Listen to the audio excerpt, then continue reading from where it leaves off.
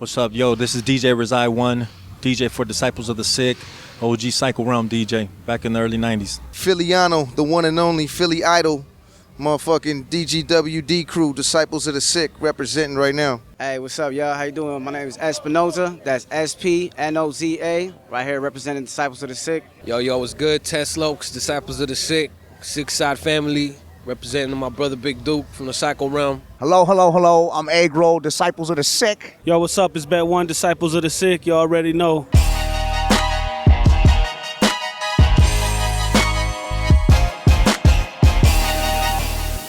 You know what? I'm actually from the old school, so I was down with the whole culture of it. So originally I used to break dance. That was my thing. I used to break dance, and then got into the graffiti, and of course from the graffiti, you start getting in the music plays a big part.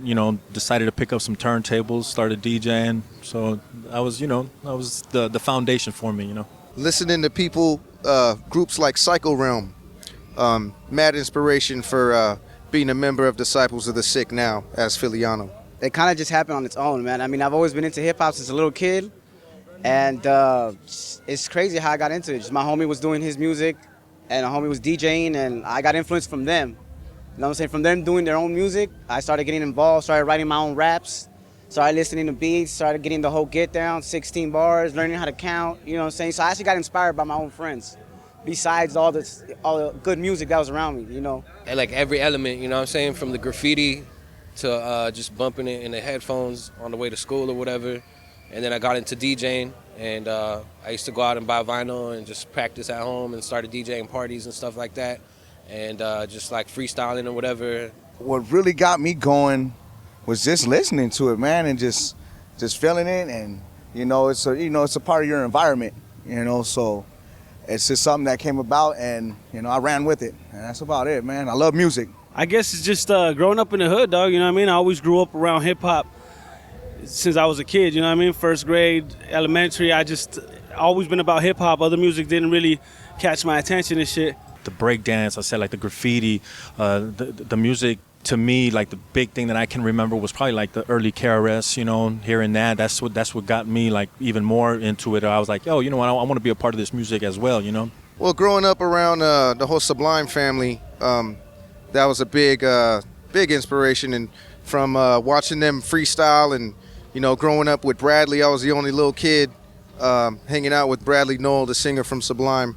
They're all family and shit, so growing up with them, that inspired me a lot to do this hip-hop shit. It was Dog Pound Gangsters. I'm going to just be honest, you know what I'm saying? As a youngster. That's what I grew up listening to, you know what I'm saying? Then as I got older and got more conscious about stuff, you know what I'm saying, started expanding, started listening to more underground, started, listening to other things. But it was definitely Dog Pound Gangsters. Actually, my brothers, before I even got involved with Cycle Realm and working with them and the whole family, I remember them doing a couple free shows.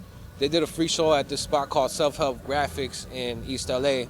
And it was really cool, man, because it was totally free. It was packed, and they performed with Immortal Technique. It was them, Cycle Realm, and this band called Aslan Underground. And I just remember they were just doing it for the love, and it was really cool, and I really enjoyed that. And also, I had the pleasure of going on tour, helping out with a couple groups going up north, and Immortal Technique was also on those tours, so I was like right next to him at his booth, selling shirts and selling merchandise and stuff, and he's real hands-on. And just to see him in the crowd with people selling albums after the show, selling his own shirts, it was pretty cool, man. It like inspired me, you know what I mean? The Tupac Machiavelli Hail Mary, Hail Mary. That's when I was a little youngin' and just. But one of the first songs that inspired me was NWA. You know what I mean? Fuck the Police and Boys in the Hood. That shit just, when I heard that, I learned word for word, and I got suspended from elementary for rapping that shit during show and tell, you know what I mean?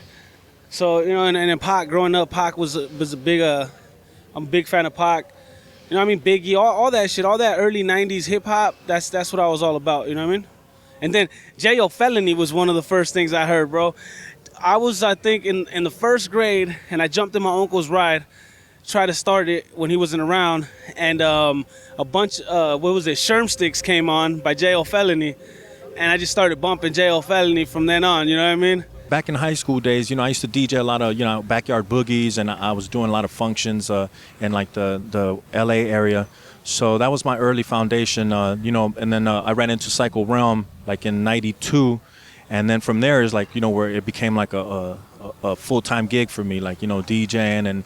And I was like, okay, I could maybe see something coming out of this, So, my first set of turntables were belt drive, that's what I could, save up to get at that moment.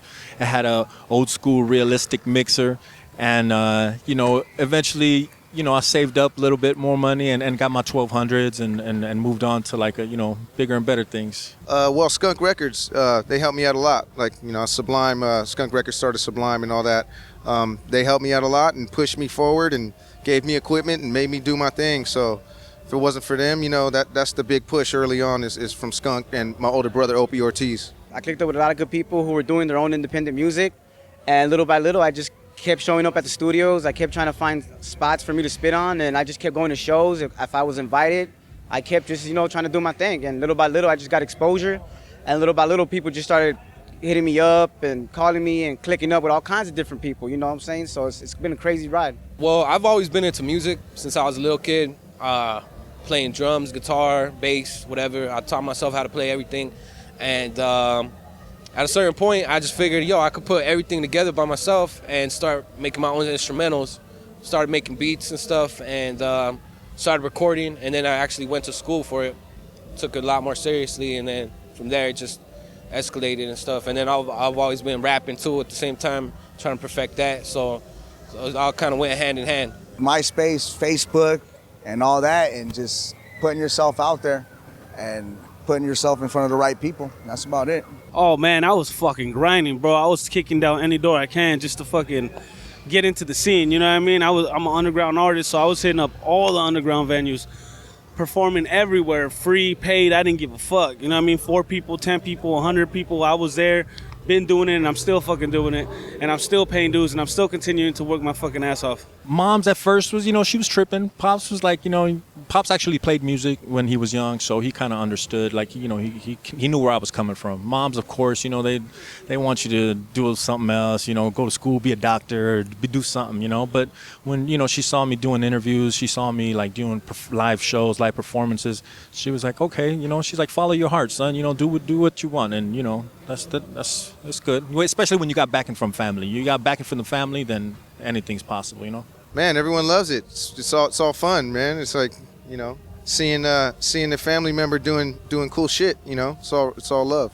Oh man, you know what? I don't think they ever took it serious till it's funny. Last year, I actually took my peoples, you know what I'm saying, my parents to the Psycho de Mayo, and they didn't think I was serious about this, you know what I'm saying? Because they see me, man, you're always at the studio, you come late, you know what I'm saying? You're always in and out the house, you know what I'm saying? But dude, once they saw me on stage last year, man, they're just happy about it, man. They're just thrilled about it, man. They just love the fact that I'm doing this art stuff, you know what I'm saying? It's representing just culture, you know what I'm saying? My family supports art, you know what I mean? I come from a family of artists. My aunt is actually a photographer, travels worldwide and has a bunch of exhibits and stuff. My pops, he raised me on good culture, good art, so did my mom. And they were just mostly concerned that I make some money, you know what I mean? And that I want to just become a bum. So just like any other parents, you know what I mean? Get a job, fat boy. Get a job, and that's about it. But now, they supporting me as well, my brother, thankful, for him and shit. And, the family supports the whole movement. My family wants me to fucking go to school and get a job or some shit like that. They don't see the realism of hip hop, you know what I mean?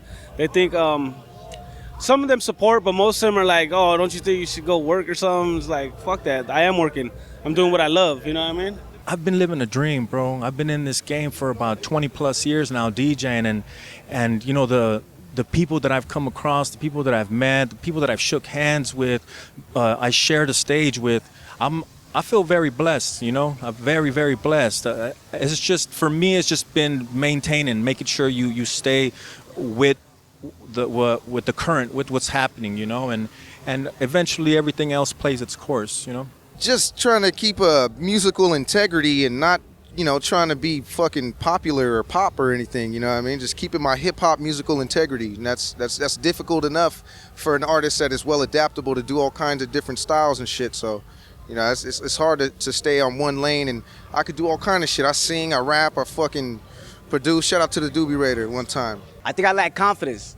You know what I'm saying? No matter where I'm at a studio, at a spot, you know what I'm saying, on stage, about to go on, I still don't feel like I'm that MC that's there yet. You know what I'm saying? Still got to develop. You know what I'm saying? I lack that confidence. You know what I'm saying? Sometimes I'm like real kind of low key with myself. You know what I'm saying? I don't go around trying to show off that I do this and do that, but I don't know. I think I'm trying to overcome the fact that, you know what I'm saying, I do got skills and I got to expose them. You know what I'm saying? That's about it. You know what I'm saying? I kind of lack that. You know, people tell me all the time, you know what I'm saying? You underestimate yourself.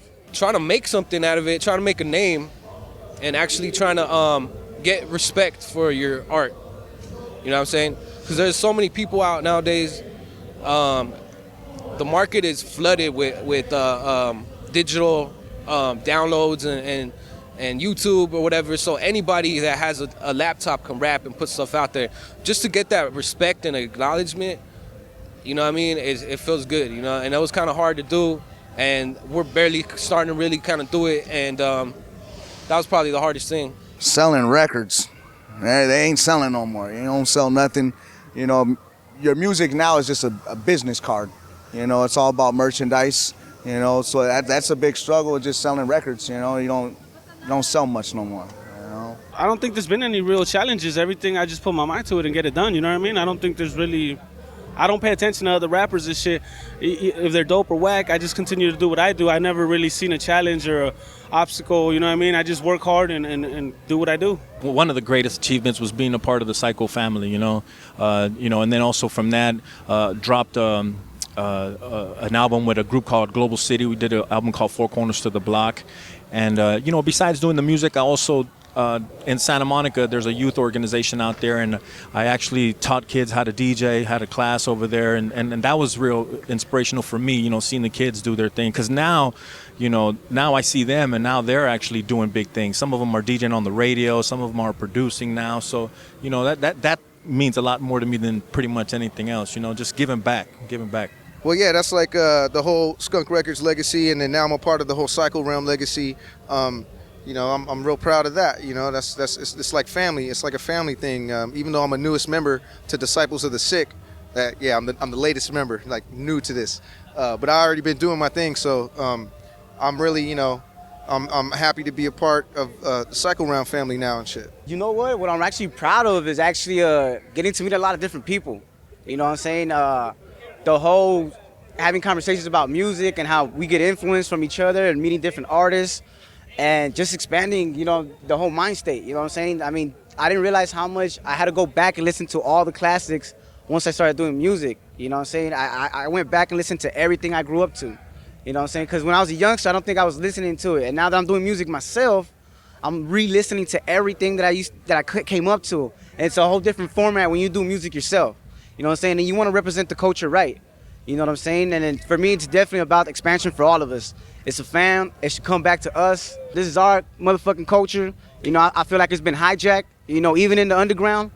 And what I'm proud of is trying to bring that shit back to where it's all of us, from east to west, down south, worldwide, China, India, wherever. You know what I'm saying? That's what I'm proud of, trying to get that connection back and put the fucking hip-hop back where it's supposed to be, back in the hands of us, us that do this, come to the shows, we support. I'm always trying to help out like youth and stuff like that and motivate the next group of dope heads that are gonna come in and take in the spot, just like we're doing right now, because you can't rap forever, you know what I mean? KRS-One, he's one day he's gonna be 80, you know what I'm saying? And somebody else is gonna have to fill those shoes. So I'm always trying to like get the youth, get the youngsters like, yo, make your beats, that's dope, like do your thing, you know what I'm saying? Just seeing me work with, people that I looked up to growing up, listening to them, like the whole Psycho Realm camp, the whole Six Side camp. And just now that I'm here and, part of the family, and it's all brotherhood now and it's all history. Man, performing in front of thousands of people, dog. That's it, you know what I mean? Like, it's better than sex sometimes. At the end of it, you just want to leave something positive, something memorable, because music has that, it definitely has something where like, you hear a track and it'll take you back to a specific time, whether it was a good time, whether it was a bad time. And that's what it's all about, you know, especially when you're creating music. You want someone to understand what you were going through because they might have been going through that at the same time, you know. And for me, if that helps somebody get through, and that's all positive, you know, it's all good. You know, I just want people to respect me and, you know, just dope music, positive shit, you know, good outlook. We may get dark sometimes, you know what I mean? But that's what life is, light and dark. You know, hopefully I get remembered for a lot of good things, a lot of good music, always being a good person when people hit me up on the street, just an all-around general good person, you know what I'm saying? That's it. You know what I'm saying? I don't got to be the best MC. I don't got to be the next one topping charts on the underground or on the mainstream. It don't matter, you know what I'm saying? For me, it's just a ride, you know what I'm saying? I'm just having fun, you know? I don't know what the legacy is going to be. You know what I'm saying? You know, hopefully it's just good music and good times with everybody that comes across me. Something like classic, you know what I'm saying? That when I grew up listening to like albums like Psycho Realm, War Stories, and like Jedi Mind Tricks, or even like Nas, Illmatic, just something that you hear, it's gonna be classic and it's gonna inspire, like I said, the next generation, you know what I'm saying? Or even just inspire you just to love hip hop and just to bang it, you know what I mean? That's all I could ask or hope for, you know what I mean? I am kind of like a goofball. You know, my name is Agro, so it's like I want you to remember me as the funny asshole, you know, and, you know, just be myself and just do the damn thing. That's it. Whenever the fuck shit goes down bad in the earth, they find my shit like in pyramids or something. You know what I mean? They'll be bumping our shit like found buried somewhere or something thousands of years from now, and that shit's still getting played. You know what I mean? Hopefully they can play CDs in the future. You know what I mean? Because I know they're gonna find our shit because it's gonna be all over the motherfucking place.